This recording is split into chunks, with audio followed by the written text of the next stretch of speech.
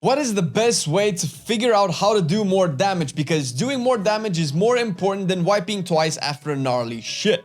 Well, simming is probably what you've heard in pretty much all of our guides, everywhere on YouTube, in your class Discord, from your guild leader, and maybe that weird dude that tells you, dude, you should be doing way more damage. Why should you be doing way more damage? How much more damage should you be doing? Well, in today's video, we will explore the simplest, fastest way for you to sim your character, most likely a DPS, but healers and tanks can sometimes also sim for damage if that's something that you're interested in, to figure out exactly where you should be situated and maybe what the best way to do your rotation is. Strap on, because we're going in. Just before we mention that, if you like this style of content, consider hitting the like and subscribe button on the channel. It, does YouTube things for YouTube content creators and YouTube channels. It helps us out and, let us know that you like this stuff and you want more of it. With that out of the way, let's get right into it. I'm not gonna sit here and pretend that everybody likes to just go to third-party apps, websites, and try to figure out exactly what is the best way to play their character in World of Warcraft. Sure, it might be something annoying and it might not be for everybody, and if it's not for you, I understand. But watching this video might change your mind slightly because it's way simpler than you think. Before we start, you need to have a couple of add-ons, specifically in relation to figure out exactly how much damage you should do and where you are, and if you need to improve. We recommend you first have details, because this essentially tracks your damage as you are fighting in a dungeon or in a raid and tells you live what your DPS is. And of course, afterwards you can break down your damage and do all sorts of cool stuff. Maybe we can explore that in another video. If you guys want that, let us know in the comment section below. But it definitely tells you where you are in relation to other party members or raid members. The second add-on that we recommend you have is SimulationCraft.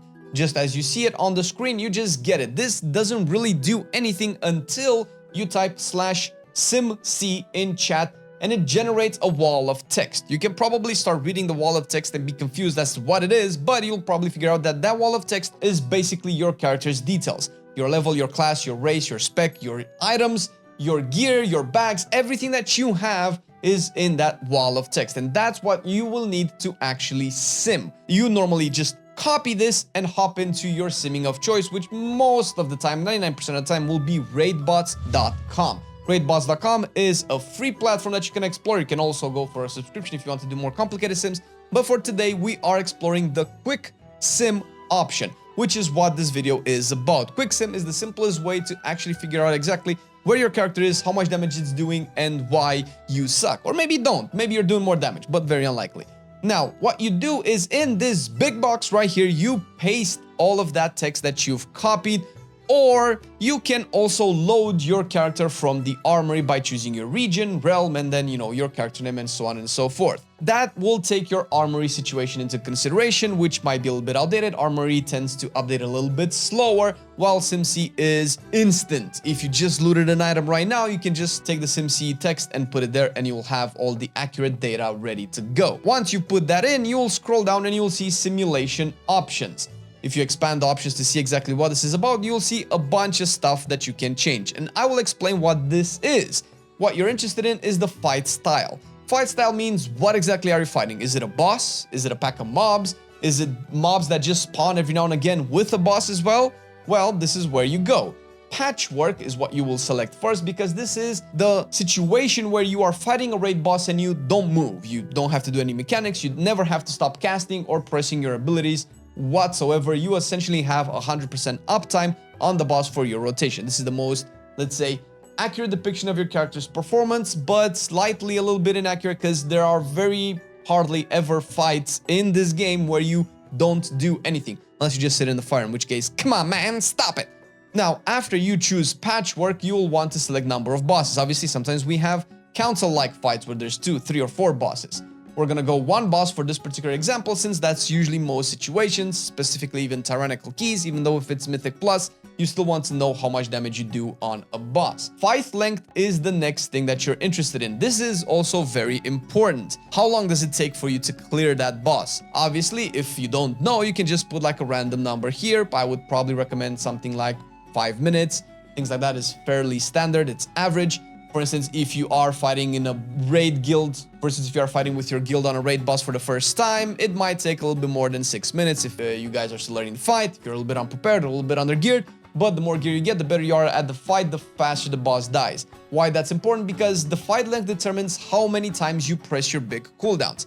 How many times you press your big cooldowns during that fight length means how much damage you end up doing. If you have a 3-minute cooldown and a fight lasts for 3 minutes, when you press your cooldown for the second time, the boss is dead, so you won't actually get value off of that cooldown. Vice versa, if it's like 4 minutes, then you get maximum value out of your 3-minute cooldown because you get to press it twice, and just as it expires the second time, the boss probably dies. So that's essentially what fight length is and what you're interested in. There's a bunch of other stuff that you can go through. I don't really recommend going into all of those. You have trinkets that you can choose because there's specific gear in Dragonfly that can alter your DPS performance, embellishments, and so on. Sure, you can go into these if you want, and obviously I'm not going to go into all of them because there's quite a few, but they're pretty self-explanatory. If you have something that you see here, some particular item that you want to make sure that the Sims take it into consideration for its procs, for its damage, contribution to your overall profile, then you can definitely look this up.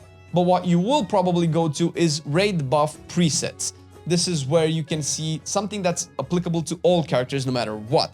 You can choose optimal raid buffs, which means that the sim will calculate your character's damage performance, considering that you have the best file, the best DPS potion, the best raid buffs, arcane intellect, battle shout, and all of that, the debuffs, and all of that will be factored into your overall sim. Or vice versa, if you're not sure what party or raid you're going to be in and what buffs you're going to be taking advantage of, or maybe you don't have money for potions and files, you can just choose no buffs or simply edit each individual option as it is. I would recommend usually going for optimal raid buffs to figure out exactly the maximum amount of damage that your character can do when all the stars are aligned.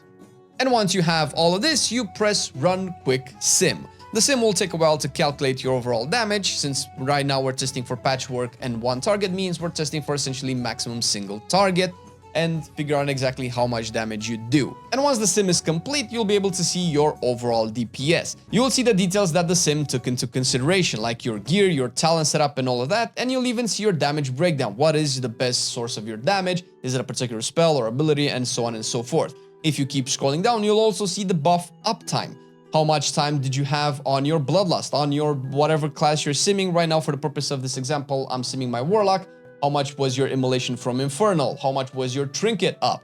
Your particular buffs that you press from your rotation, and so on and so forth. And if you remember, I asked you to get details in while you're in game. Although it's not 100% accurate, you can also pop open your details, click your name in the damage overall, and see your damage breakdown, see your buff uptime. There's an option in details that can show you the buff uptime, and kind of correlate the two and figure out, oh, I probably should have had a little bit more uptime on Impending Ruin, for instance, or Flashpoint, or anything like that, because details is showing me that my uptime is lower than what the sims are. Now, with this in mind, I do have to mention this, that you will likely, realistically, never do exactly as much damage as your sim is telling you to do, unless the sim is just miscalculating things, or some weird interactions happened in game. Because the sim essentially does its calculations as if you were a perfect robot with no lag, no mess-ups, no screw-ups, no mechanics done whatsoever, right? That's not a realistic situation. But if you do end up getting within 5% of your sim, that means you are a god at your spec and you're really good. Most people are probably around 20 to 30% of their sim if they really try hard. And that's usually what you might figure out if you know your spec. That's probably where you are. And another thing to mention is the, if you keep scrolling down, sample ability log. Now, this essentially tells you what the rotation the sim used to figure out that damage that it showed you that you can do. Sometimes this rotation might not be exactly what you want. Sometimes when you pull on a boss, you might cast something earlier, something later. Maybe the tank pulled a little bit quicker, maybe pulled a little bit later. Maybe you messed up one of your globals and things like that. But it does give you a rough idea of how to think of your rotation. Again, for the purpose of this video, I'm looking at my Destruction Warlock breakdown. It's considering that I'm using all of the files and foods and potions properly with an imp as a pet, and I'm using Conflagrate, Immolate, Channel Demon Fire, Chaos Bolt, Summon Infernal, and so on and so forth. And as it's doing each ability, you can look on the right, see what buffs your character has at the time of the ability being casted. You can figure out exactly, oh, when I have this buff, it's probably good to cast this spell and things like that. Take it with a grain of salt. It's not 100% accurate, but it's probably more accurate than anything else unless you're following a very strict guide. This is going to give you a rough idea of how to do really, really good single target damage and probably fix a lot of issues in your rotation. It definitely helped me over the years try to learn 30 plus specs or 20 plus DPS specs and so on and so forth in terms of their damage profile.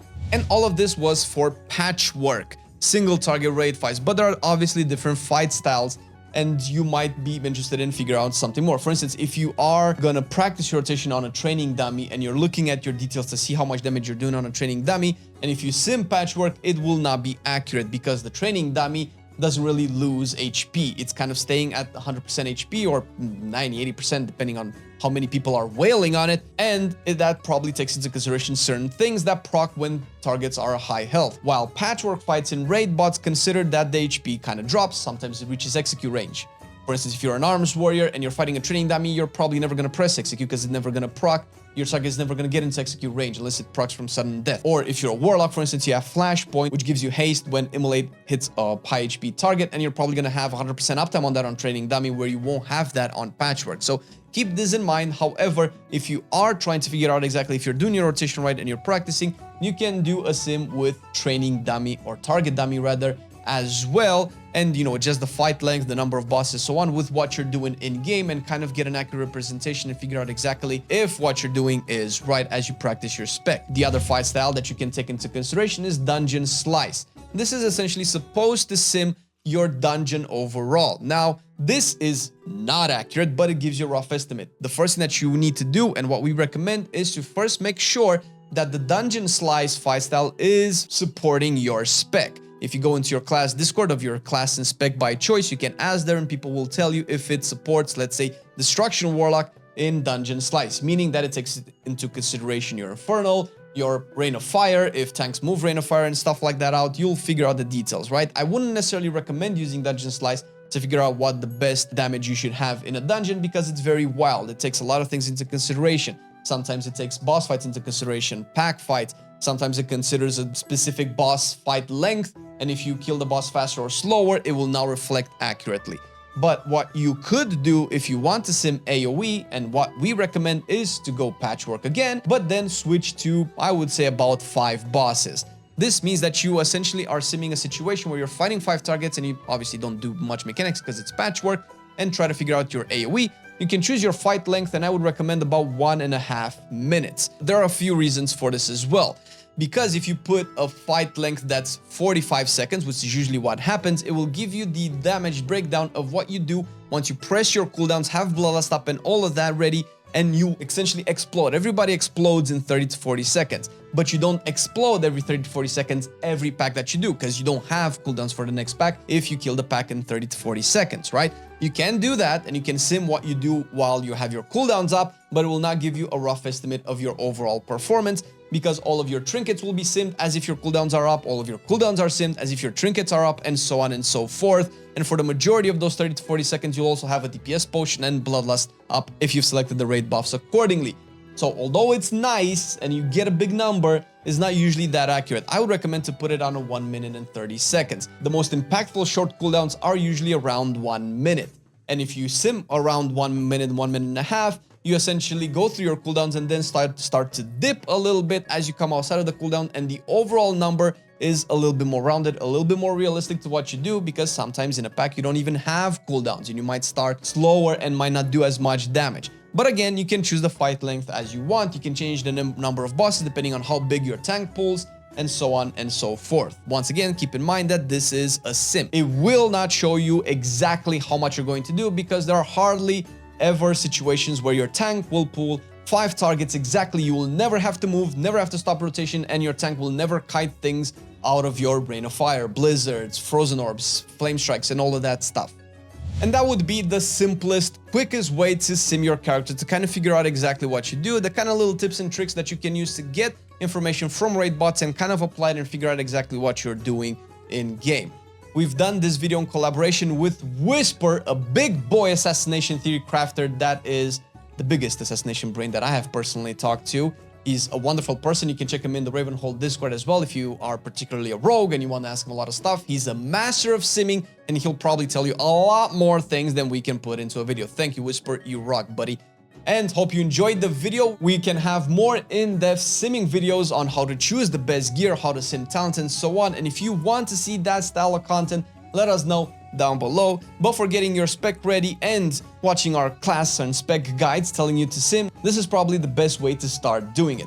Thank you for watching the video. Thank you, patrons, for supporting the content. We love you all, and we will see you in the next one. Bye-bye. I've been loving it then, I still love it now. Still, I play WoW. Still, I play WoW. Getting better every day, let me show you how. Cause still, I play WoW. Still, I play WoW. It's getting harder to stay, but at the end of the day, it's a guilty pleasure, so just log in and play. Whether it's classic or retail, I'ma do a /bow. Still, I play WoW.